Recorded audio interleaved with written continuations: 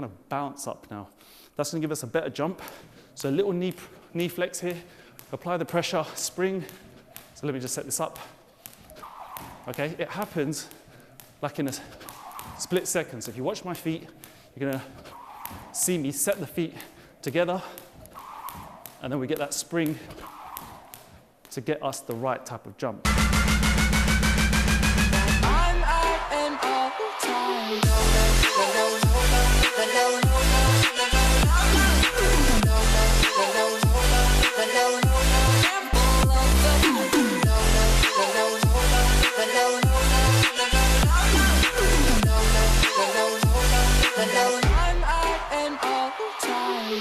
All right, family, we are talking double under crossovers today, okay? Now I'm gonna get you out of that funk where you trip up right at the beginning of the jump, right? When you're ready to do this double under crossover and you keep tripping and it's just frustrating, it's hitting you on the feet, on the shins, it hurts like hell, slapping you on the back. I have clients coming here, I see everything online, and I see people struggle with this move because they tend to do a couple of things incorrectly. So we're gonna get you started the right way, all right? Now remember, if you're new to the channel, hit that subscribe button. We're getting the world flying like bosses, and we are backed up by the #1 jump ropes on YouTube and the internet, guys. Use Rush10 for 10% discount. We ship worldwide, and we're also available on Amazon, right? Today I'm using the iconic money rope, my first ever rope that I released.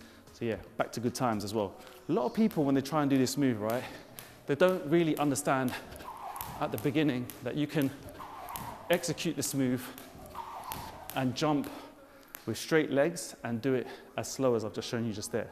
So the way to understand it, folks, is you need to really get your timing in sync with your loop and your jump, and it has to feel like it blends in one movement, right? It's not a jump first and then a loop, or it's not the other way around. It's not you kind of crossing your hands really quickly, then your feet trying to jump it.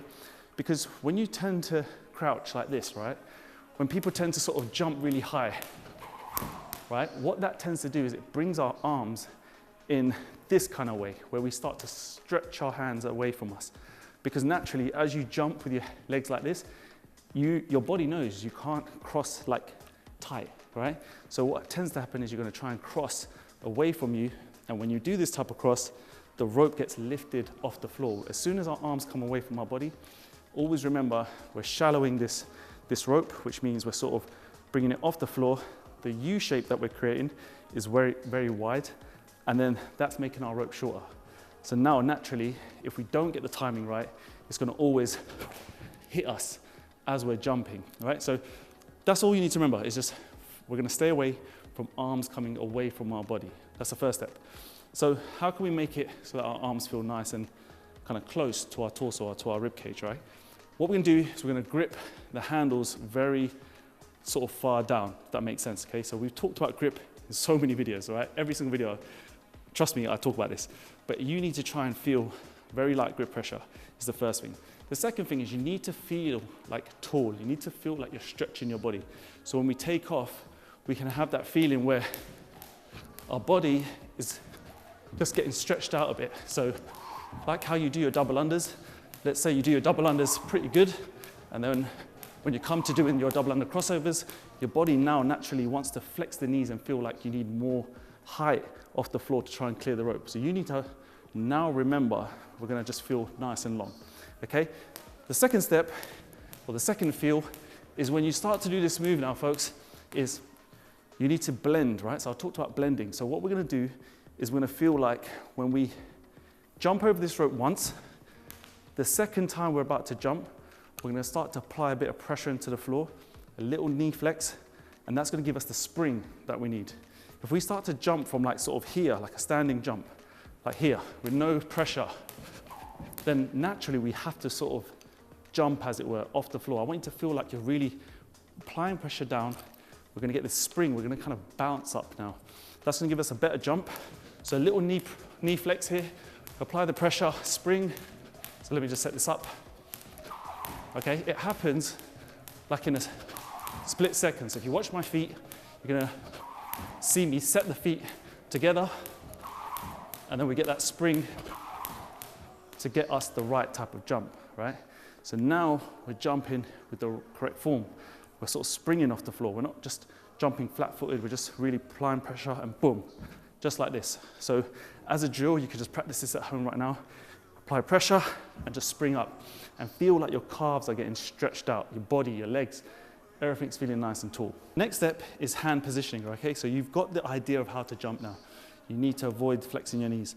The next step is really creating the best loop to jump through.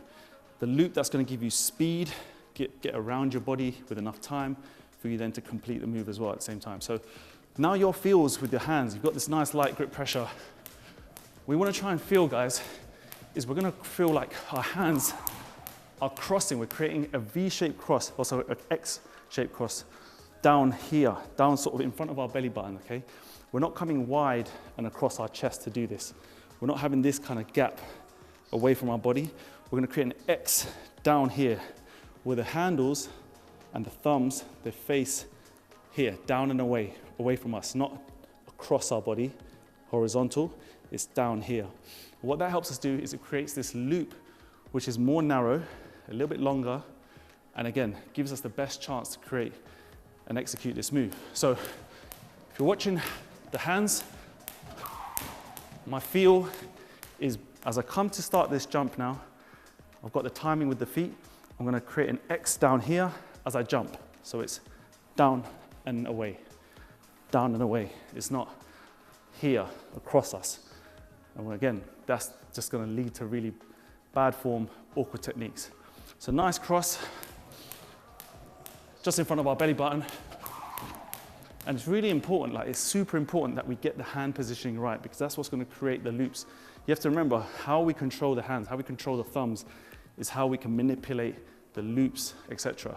So we can't just have our hands sort of snatching across our body like this. We need to really focus on the hand path as it was and the positioning around or sort of in relation to our body. So right here, nice cross.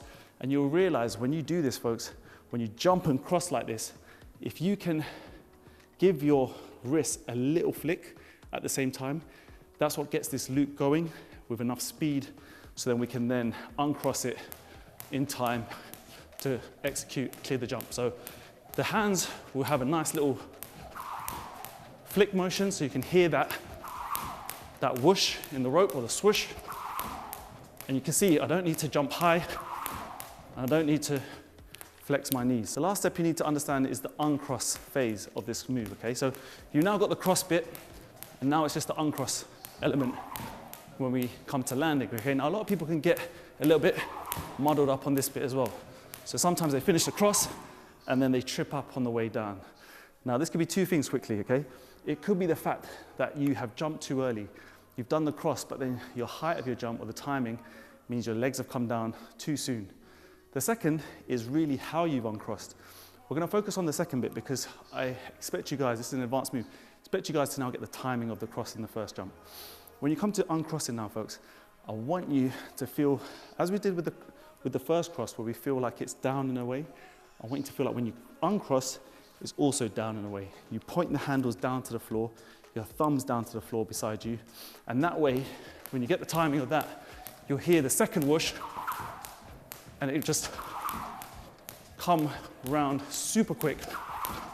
Actually really easy because you realize you don't have to jump that high. As long as you can uncross and get these hands whipping down and away beside your body as opposed to horizontal, right? So no more horizontal, it's all happening here, right? Beside our body, nice and close.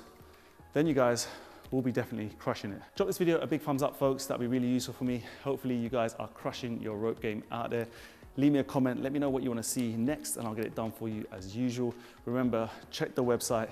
We ship worldwide and our ropes are premium grade, pro standard, all right? And it will make sure that you guys are flying boss out there. We have been getting thousands and thousands of people around the world into this and making sure, again, that we change cardio forever. So peeps, thank you for your love and support as always behind the camera. Hope you have a good evening. I'll check you in the next video. So take care of yourself, skip the treadmill, stay safe. Peace.